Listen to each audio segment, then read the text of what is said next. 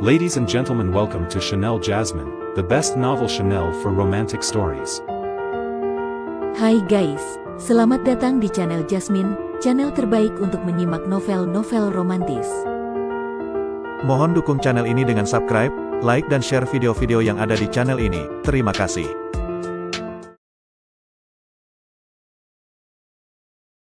Kaisar Agung Seni Bela Diri Bab 892. Mendengar kata-kata Luo Xiu, ekspresi Huang Chen menjadi serius. Dengan penuh hormat, ia berkata, "Tuan muda, perintah apa yang harus saya jalankan? Klan Dewa Perang siap menerima perintah Anda, bahkan jika kami harus melewati api dan air." Bagi Huang Chen dan seluruh anggota klan Dewa Perang, Luo Xiu adalah penyelamat yang telah membangkitkan kembali klan mereka dari keterpurukan. Selain itu, Huang Chen sudah bersumpah untuk memimpin seluruh klannya dan mengikuti Luo Xiu dengan setia. Kini, setelah klan Dewa Perang bangkit kembali dengan kekuatan yang jauh lebih besar, Huang Chen merasa sudah saatnya untuk membuktikan kesetiaan mereka. Luo Xiu tersenyum dan berkata, "Tidak perlu seserius itu. Memang, kekuatan klan Dewa Perang telah meningkat pesat, tetapi masih belum cukup. Aku ingin kau menembus ke tingkat Dewa Penguasa, lalu membawa klanmu keluar dari wilayah rahasia klan Ji." Keluar, Huang Chen menatap Luo Xiu dengan kebingungan. Ia tahu Luo Xiu tidak mungkin meninggalkan mereka begitu saja, tetapi ia tidak bisa memahami alasan di balik perintah ini. Klan Dewa Perang memang memiliki bakat luar biasa dalam pertempuran, tetapi pemikiran strategis bukanlah keunggulan utama mereka. Ini membuat Luo Xiu hanya bisa tersenyum pahit melihat reaksi mereka.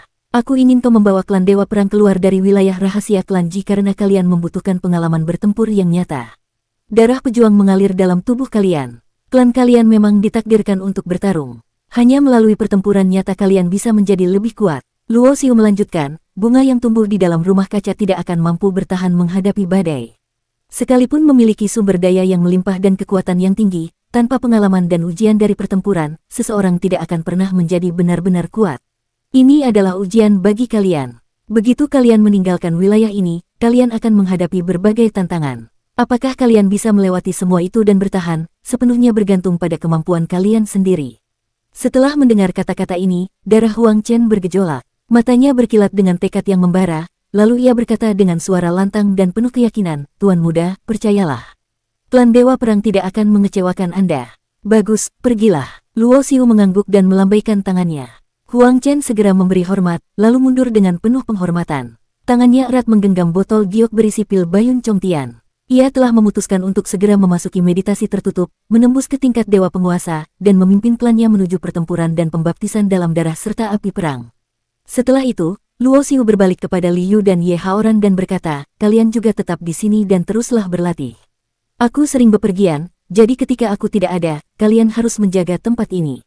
Liu dan Ye Haoran mengangguk. "Jangan khawatir, Tuan. Dengan sumber daya yang Anda berikan dan ajaran teknik tanpa bentuk, kami akan berlatih dengan keras. Kami berharap suatu hari nanti bisa membantu Anda." Mereka menyebut Luo Xiu sebagai Tuan, yang menegaskan kesetiaan mereka meskipun kini mereka telah menjadi individu yang terpisah dari dirinya.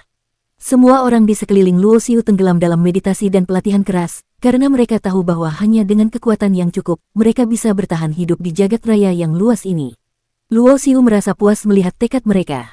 Banyak orang di 3000 dunia besar mengira bahwa Kaisar Dewa adalah puncak dari jalan seni bela diri.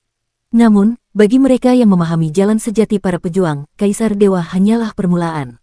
Luo Xiu ingin memastikan bahwa ketika tiba waktunya ia memasuki 8 alam tertinggi, semua orang yang bersamanya masih tetap berada di sisinya. Dalam beberapa waktu berikutnya, Luo Xiu tetap berada di dalam wilayah klan Ji. Ia memanfaatkan waktunya untuk menyelami gulungan formasi, mencoba meneliti dan mengembangkan formasi perang tanpa tanding. Menggunakan bambu roh biru untuk menguatkan tubuhnya. Memanfaatkan kristal api surgawi untuk memperkuat api ilahi pribadinya. Pada suatu hari, setelah menghabiskan waktu dalam meditasi mendalam, Luo Xiu keluar dari tempat latihannya. Ia memandang jauh ke arah dua gua yang berdiri berdampingan. Satu adalah gua meditasi Yanxiruo, dan yang lainnya adalah gua tempat Liu berlatih. Luo Xiu sangat memahami hubungan antara mereka berdua. Yanxiruo adalah inkarnasi dari Yunxi, dan Yunxi adalah satu-satunya hal yang terus menghantui hati Liu. Yunxi telah mengorbankan dirinya untuk Liu, dan Liu juga telah mengorbankan dirinya untuk Yunxi. Sekarang, Yanxiruo telah sepenuhnya mendapatkan kembali ingatan Yunxi. Luo Xiu sengaja menempatkan Liu berlatih di dekatnya untuk membantu mereka menyelesaikan ikatan karma dari kehidupan sebelumnya. Sebelumnya, Luo Xiu sudah menjelaskan situasinya kepada Liu. Liu tahu bahwa Yunxi tidak lagi ada di dunia ini, dan ia sendiri hanya bisa hidup kembali karena tubuh reinkarnasi. Namun, tidak ada keajaiban yang bisa membawa Yunxi kembali. Obsesi yang terlalu kuat bisa menjadi kekuatan, tetapi juga bisa menjadi rintangan yang menghambat perkembangan seorang pejuang. Jika Liu tidak bisa melewati hambatan ini, maka jalannya menuju puncak seni bela diri akan selalu memiliki celah yang fatal. Sementara itu, Yan Shiruo tetap berlatih dengan tekun, karena ia tidak ingin terus-menerus berada di bawah perlindungan Luo Xiu. Liu, di sisi lain, seringkali berdiri diam di depan gua, menunggu dan mengawasi dalam diam. Berbeda dengan Liu, Ye Haoran adalah orang yang tidak memiliki keterikatan emosional. Setelah menerima warisan gulungan formasi dari Luo Xiu, ditambah dengan pemahamannya tentang teknik tanpa bentuk, perkembangannya sangat pesat, secepat kilat. Tiba-tiba, Luo Xiu mengangkat tangannya dan mengeluarkan mutiara komunikasi. Benda ini adalah sesuatu yang diberikan oleh Ling Hu Sixuan saat mereka pertama kali bertemu. Sudah bertahun-tahun sejak mereka terakhir bekerja sama dalam eksplorasi altar Dewa Iblis, dan kini Ling Hu Sixuan tiba-tiba menghubunginya. Luo Xiu langsung teringat pada Istana Abadi Taisang Tian. Untuk membuka Istana Abadi Taisang Tian, dibutuhkan 5 fragmen hati cahaya kosmos. 2 fragmen ada pada Luo Xiu. 2 fragmen dimiliki oleh Ling Hu Sixuan. 1 fragmen terakhir kemungkinan berada di tangan Kiki. Bagaimanapun juga, Luo Xiu memang berencana untuk pergi ke Istana Abadi Taisang Tian. Oleh karena itu, setelah menerima panggilan dari Ling Hu Sixuan, Luo Xiu langsung meninggalkan wilayah rahasia klan Ji. Beberapa ratus kilometer dari sana, Luo Xiu akhirnya kembali bertemu dengan Ling Hu Sixuan dan Kiki. Luo Xiu tersenyum tipis saat mendengar kata-kata Ling Hu Sixuan. Rekan Ling Hu, sudah lama tidak bertemu. Aku benar-benar merindukanmu. Begitu melihat Luo Xiu, Ling Hu Sixuan langsung menunjukkan sikap yang sangat antusias, sambil berkata dengan nada bercanda, saat terakhir kita menjelajahi reruntuhan Dewa Iblis Taichu, aku penasaran, apa yang kau dapatkan dari sana? Luo Xiu tidak percaya bahwa Ling Hu Sixuan benar-benar merindukannya. Orang ini jelas memiliki sikap yang sedikit mendendam, dan jika memiliki kesempatan, dia pasti akan mencoba menjebaknya. Bahkan 2 kaisar dewa pun tewas di dalamnya. Apa yang bisa kudapatkan dari sana?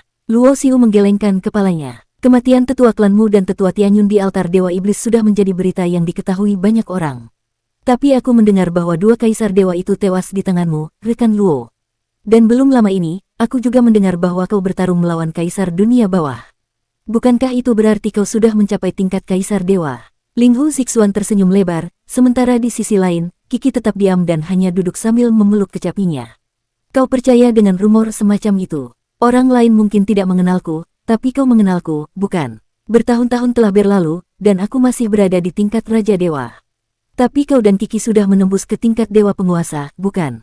Luo Xiu menyipitkan matanya sedikit, dengan ekspresi penuh arti. Tak heran Ling Hu Sixuan kini begitu percaya diri untuk menemuinya. Jelas sekali, dia baru saja menembus ke tingkat Dewa Penguasa. Ling Hu Sixuan memiliki tungku emas, sementara Kiki memiliki kecapi senandung 9 langit berduka. Jika seorang Dewa Penguasa menggunakan artefak langka seperti ini, bahkan seorang kaisar dewa bisa mereka lawan. Haha, hanya keberuntungan semata. Ling Hu Sixuan menghindari pembahasan lebih lanjut tentang topik ini. Namun, Luo Xiu sudah bisa menebak bahwa mereka pasti telah menemukan peluang besar selama beberapa tahun terakhir, karena tidak mungkin mereka menembus ke tingkat Dewa Penguasa dalam waktu sesingkat itu tanpa bantuan faktor eksternal. Meski begitu, Ling Hu Sixuan dan Kiki juga tidak akan meremehkan Luo Xiu, karena mereka tahu bahwa kekuatan Luo Xiu jauh melampaui tingkat kaisar dewa biasa. Dari luar, mereka terlihat seperti teman akrab, tetapi sebenarnya mereka masih saling waspada. Kiki akhirnya berbicara untuk pertama kalinya sejak pertemuan mereka. Dengan nada lembut, ia langsung menyatakan tujuan mereka, Tuan Luo, kami datang untuk mengundang Anda pergi bersama kami ke Istana Abadi Taisang Tian.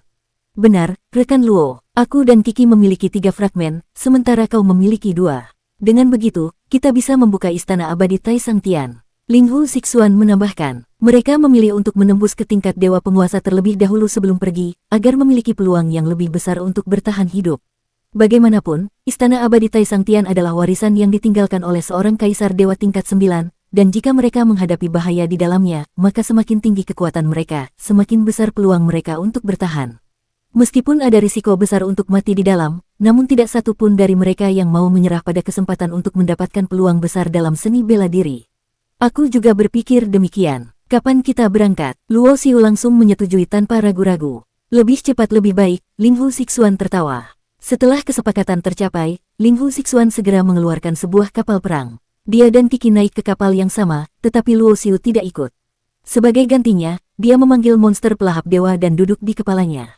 Luo Xiu tidak ingin naik ke kapal Ling Hu Zixuan karena dia masih waspada terhadap kemungkinan jebakan. Meski ia memiliki banyak cara untuk melawan mereka, namun Ling Hu Zixuan dan Qi bukan orang biasa. Luo Xiu tidak akan membiarkan dirinya jatuh dalam situasi yang tidak menguntungkan. Ling Hu Zixuan dan Qi tidak mempermasalahkan hal ini. Kapal perang mereka dan monster pelahap dewa segera melesat ke langit, meninggalkan bintang Tianlu dan menuju ke lautan bintang yang luas. Di jagat raya yang luas ini, ada satu tempat di mana 3.000 dunia besar bertemu, dan tempat itu dikenal sebagai wilayah Dewa Abadi. Wilayah Dewa Abadi adalah tempat misterius yang terisolasi dari dunia luar, dipenuhi dengan energi primordial yang sangat kuno. Setiap beberapa ribu tahun, wilayah Dewa Abadi akan terbuka, memungkinkan para kultivator di bawah tingkat Kaisar Dewa untuk masuk. Namun, selama periode tertutup, bahkan Kaisar Dewa tidak dapat membukanya, karena wilayah itu dilindungi oleh formasi segel kuno yang sangat kuat.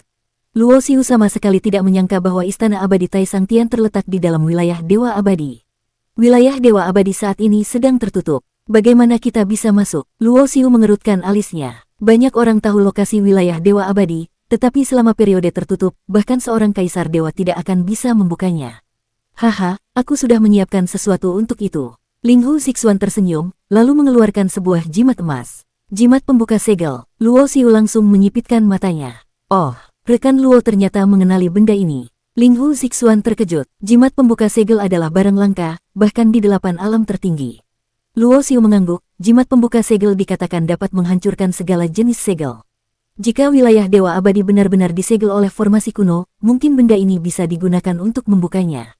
Aku juga berharap begitu. Ling Hu Zixuan tertawa ringan. Aku menghabiskan harga yang sangat tinggi untuk mendapatkan jimat ini, dan hanya bisa menggunakannya 2 kali, sekali untuk masuk dan sekali untuk keluar. Setelah mengatakan itu, Ling Hu Zixuan tersenyum licik dan berkata, karena aku yang menyediakan jimat pembuka segel ini, bagaimana kalau kau memberikan sedikit kompensasi, rekan Luo? Atau, jika kita menemukan harta di dalam Istana Abadi Tai Sang Tian, aku ingin memilih satu barang terlebih dahulu. Bersambung.